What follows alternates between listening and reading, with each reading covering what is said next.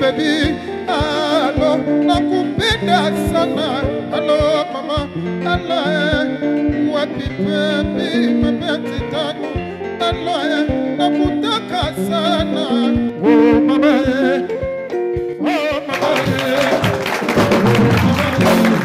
Oh mama, I just love how Zege De Longueur and the Fusion Music Band played that tune in the opening of our previous episode. So we just got tempted to play it again.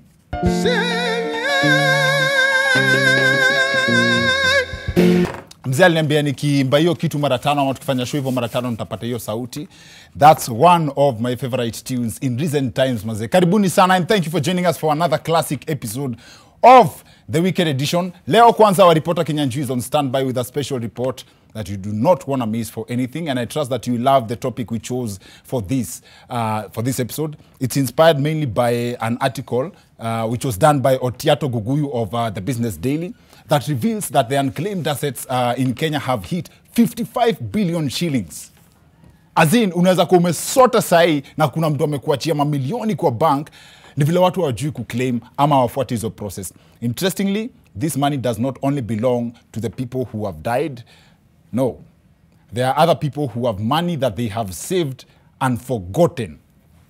Unazaji saa uko na pesa mazee imepita 300, 300, 200 bob. Yo unasahau kwa trao ni sawa. It's a good surprise time ya kufua. Zingine hata watu jisaulisha tu alafu unajifanya umeipata kibahati just to reminisce on the days watu walikuwa naokota pesa.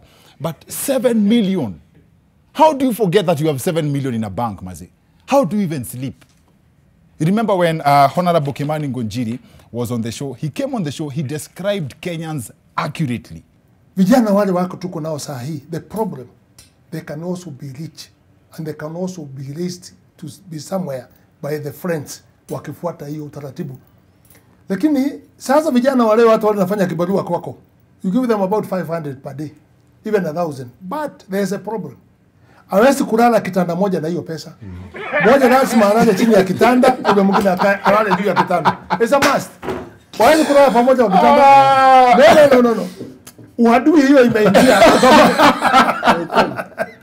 Na ni ukweli hata mimi najua sewa hizi lala home wakiwa na thao. Who are these people who forget they have 7 million in the bank? Ama 7 million, ama 5 million, ama 200,000 somewhere. We had to get someone from the Unclaimed Assets Authority to help us break this down on the show. Paul Moya is in the house. Asante sana. Alafu, you very well know that lawyers have to be the holders of the deepest secrets, in my opinion. I think lawyers have records of all the sins and secrets of this world. Now, why do you think we have the phrase the devil's advocate?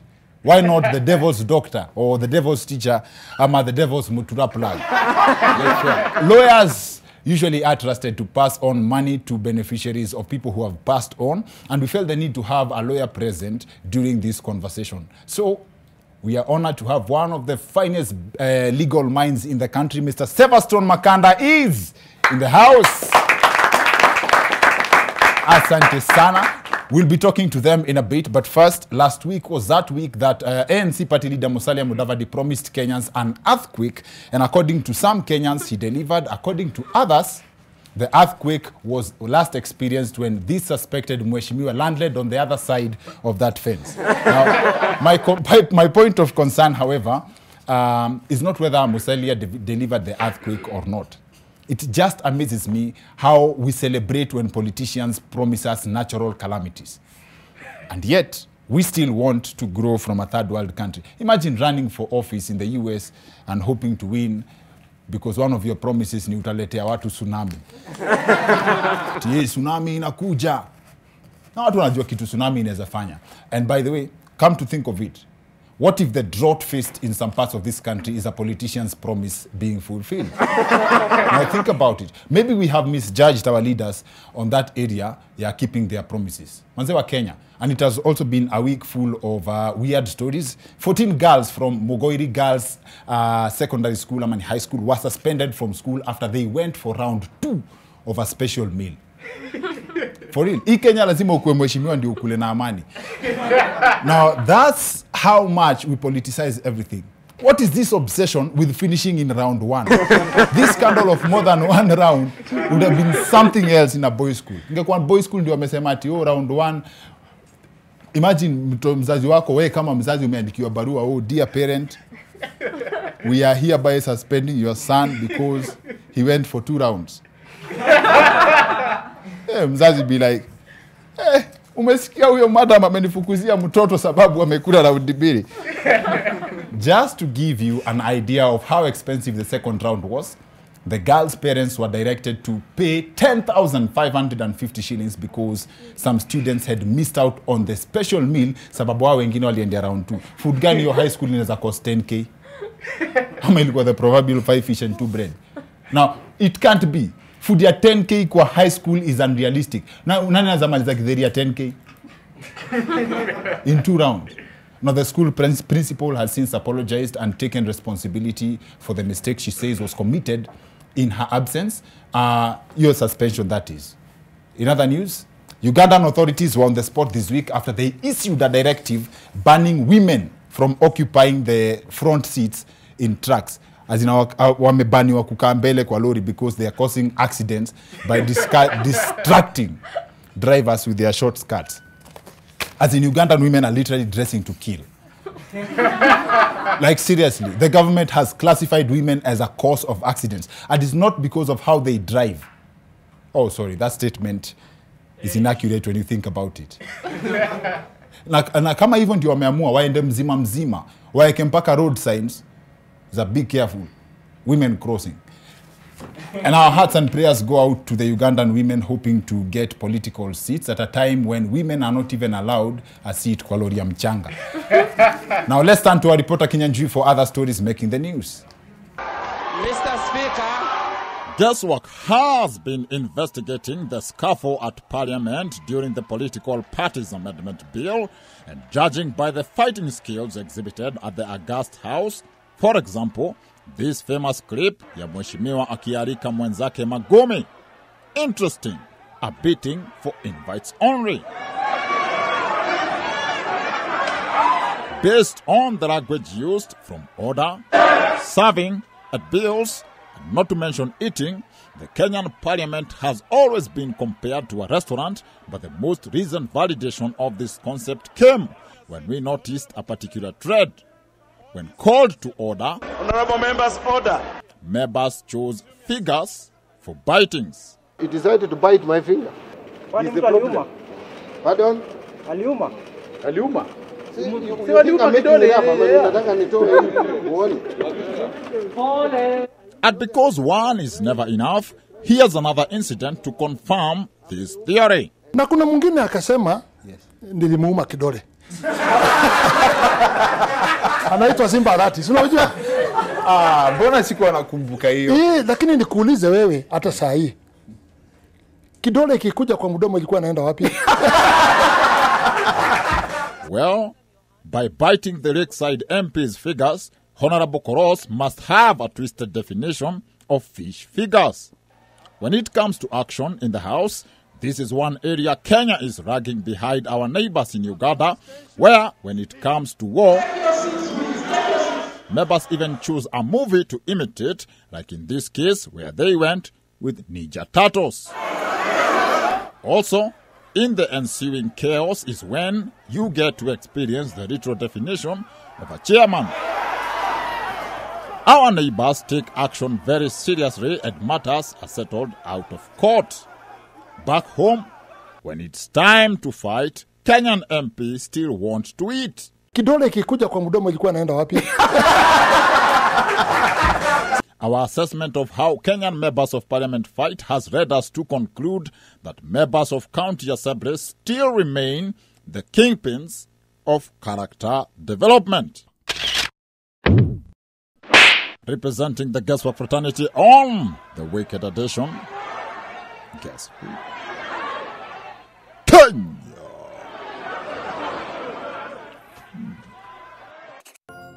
Now, big up yourself, Kenyanjui. Now, how do you forget you have money?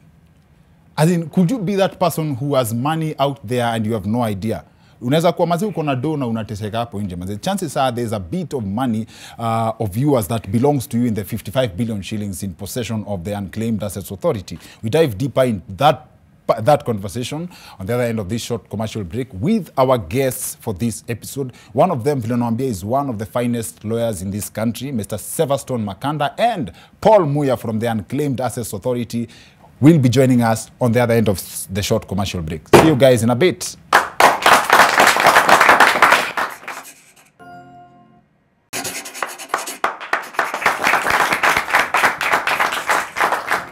Well, welcome back to the Wicked Edition. Maze, asante sana for joining us for this episode. I'm your host, Dr. Kingori. Maze, kuna 55 billion iko hapo nje na ni unclaimed asset za wase wako huko nje na hawajui ama wanajua na wameshindwa kuendea. That's the subject of this show. Na our guest for this episode, one is a lawyer na mmoja anawaka na Unclaimed Assets Authority. Sevaston Makanda na Paul Moya are in the house. Asante. Hii mambo ya unclaimed assets. Kama you have 55 billion that has been surrendered. So it means that there is money out there yenye mingi yenye haijakuwa surrendered. Yes. We did a survey in 2018 and established that in the market actually we have about 241 billion. And you see, the survey is a voluntary survey where we would ask an institution, how much money do you think you have? And then they will give you an indication of how much billion. And then we will do extrapolation of within a particular sector and another sector and so on, how much therefore are we estimating? And the current estimate in the market, in addition to whatever assets we have, is approximated at 241 billion. So actually, dead people could pay the SGR. And not just that, even pay for learning of particular ministries in government for a whole year or perhaps even 2. Wow. It's a lot of money. So the dead people don't only vote in this country, they can run the economy. But the catch there is that this money does not just belong to the dead. In fact, were we to look at, therefore, what is the quantum of unclaimed assets belonging to the deceased, then we have to look at what is the value of claims that are coming through to the authority over the last couple of years. Yes. And we have been able to establish as follows, that 50% of claimants who come to the authority are original owners. So Kingori would come, or Felix, whichever case, would come and claim. Yes. 50% of those people. So me and I, who are just walking around Nairobi and elsewhere, are potential claimant. 50% of whatever assets that have come through. And then we could extrapolate the same for even that money or those monies that have not been limited. So 40% of the same asset belongs to the deceased. So beneficiaries come asking for monies that their deceased relatives left behind. Okay. And that is where the catch is. Because for somebody to come and claim monies for the deceased, they have to demonstrate that they are the rightful owner. And that demonstration happens elsewhere, not at the authority. People have to go to court, and the court will make a pronouncement as to who is the administrator of the estate. You can search for a deceased relative ujue kama amekuachia kitu so that you can know whether to attend the burial. Not just that, even to see whether you can buy a coffin for them. Okay. So, and that's a very good point. Okay. Now, you knowing that people have left this kind of money, right? Mm-hmm. You are alive, and you find out that they are deceased. What stops you from investing na urudishe hapo mali alikuwa ameachia? Now, you see, it's about the principles for which the authority is founded. Oh, Christianity. Not just Christianity. I spoke about the right to property. That is what the Constitution provides for. Yes. So the whole concept of lost and found regime is about monies that is private and available in government hands. Mr. Makanda, yes, you said something very interesting to me. Yeah, when it comes to succession, wale watu tokea kwa matanga, they are also relatives. There's a way that they can handle things mapema wasaidike. And you also, when you went further ukasema, wale watu fightia who to bury the deceased, that doesn't determine who gets. No, it doesn't. You see what happens is, what to figure that because I've buried my father or my guka, mimi sasa ndio nita succeed or inherit. And sometimes people, what they do, they take the assets, wanachukua mwili, wanaenda kuzia kwa shamba yangu, kwa shamba ndio sema sasa huyu ni wangu, so mimi ndio nita inherit. No, that succession doesn't operate like that. Succession in depend na the law ime set out who the beneficiaries are, and beneficiaries are spouses, watoto, and then ikienda hivyo chini, dependents, mothers, nini, but the primary ones ni spouse na watoto. Does it help to leave things organized like that before you pass to heaven, ama it's good to watch the drama before you enter the gates? As in, wacha watu wavurugane kidogo, like let them earn the money, let me tell you, the funny thing about property is, and it's people fight over property that's not theirs. It's a property of somebody who has already passed on. Yes. So you understand? So it's, if you really love people you are leaving behind, it's good to leave your affairs organized. How much does it cost to follow this process? Yeah, kama will, because let's say umeandika mtu kwa will leo alafu kesho akutukane kwa Facebook. Yes. That means that things have to change here. No. Hizo wills, they depend with the value of assets sometimes. Yes. Sasa huwezi kulipa 20 yes. na assets zako on 1B. So it's a discussion you can have with your lawyers when they're doing the wills, because ina depend. There's no way somebody anaweza kuwa anakusaidia kuprotect assets za 5 billion na unamwambia nitakuchotea ya macho. So it really depends on how much asset it is. And sometimes, these things, even if you are somebody who's wants to plan your life and you don't even have money, there are even pro bono services from lawyers. Okay. You can talk to them to help you arrange your affairs. It's not lawyers are viewed kama to pesa mbele, yeah. So, but there are ways you can do a will even if you are not necessarily very wealthy. So if you already have a will, alafu unaona mtu anakuongelesha kwa WhatsApp status, you can call your lawyer, unamwambia kabisa. Hapa amend. Mtoe. Okay. Yes. Sawa. Yeah. You have cases ya mtu, and now that's what we started with. Akona pesa but they forgot they have the money. That's happened a lot. In fact, a lot of monies that belongs to the living people that can always claim are those small monies that obviously nobody has interest over. Oh. Now, consider somebody who perhaps have an M-Pesa line. So the guy travels out of the country. Yes.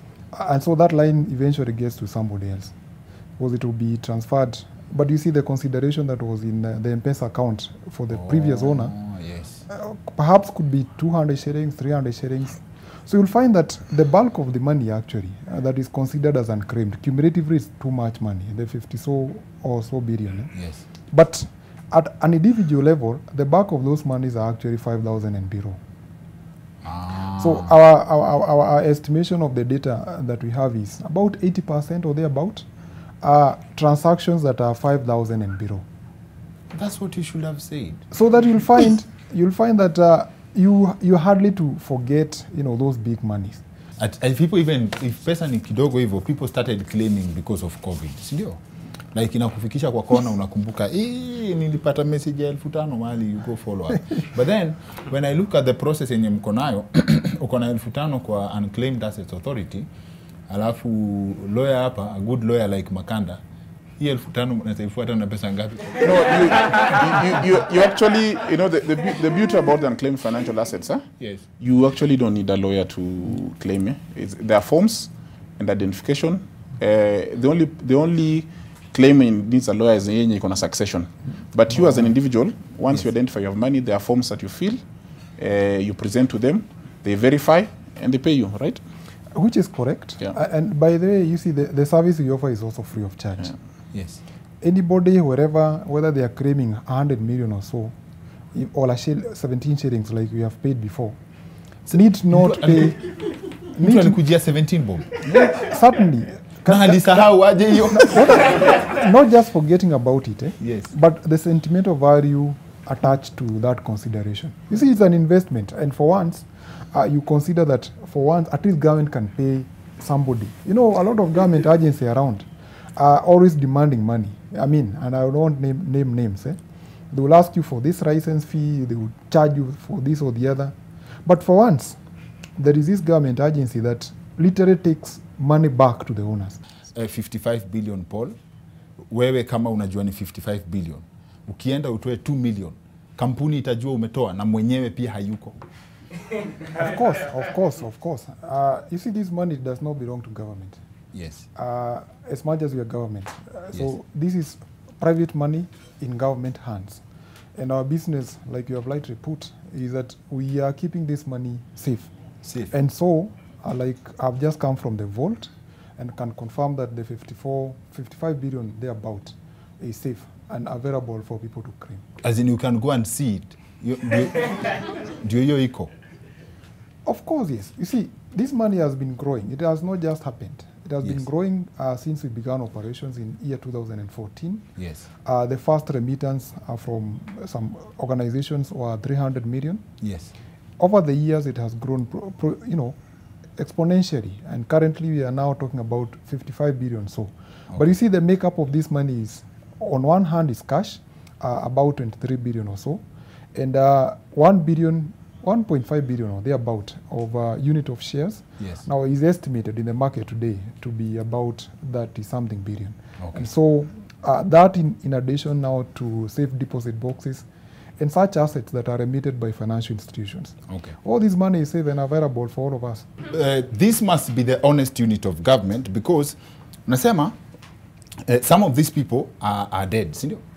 Certainly, yes. Some of them. Yes. So these are unit of government that if they were to assume government is stealing from people who are alive, these are government that is keeping money for people who are dead, na waguzi.